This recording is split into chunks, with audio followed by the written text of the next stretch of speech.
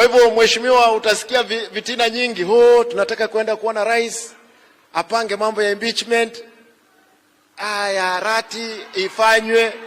Naambia wale ambao mnapanga hii, relax. Miaka 5 lazima tutamaliza na tutafanyia wananchi kazi kiroho safi. Mheshimiwa, mimi I'll support your agenda because we are cooperating, the county government and the national government. In 5 years tutapewa mtihani moja na tutafanya. Kwa hivyo naomba kwamba sisi tuendelee na kazi. Nashukuru kwamba ulirudisha askari wangu. Unajua nilikuwa nimenyang'anywa wote. Sasa niko nao na uliponiongelesha nashukuru kwamba wamerudi. Sasa tunaendelea kufanya kazi tuhakikishe kwamba wananchi. Kitu ya pili na ya mwisho, Mheshimiwa Rais, Cancer Center.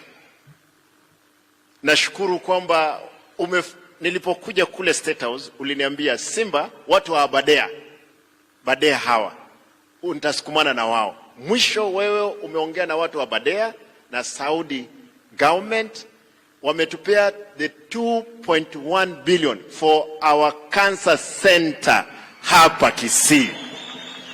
Najua leo nilikuwa natarajia kwamba ungekuja mapema, tungeenda kuweka jiwe la msingi. Lakini tulipokuwa tunaongea na waziri hapa aliniambia karibu tarehe 9 utakuja. Kuja tujengee wananchi. Na Bishop ulikuwa umesema mambo ya kansa haya lazima tuyashughulikia hapa.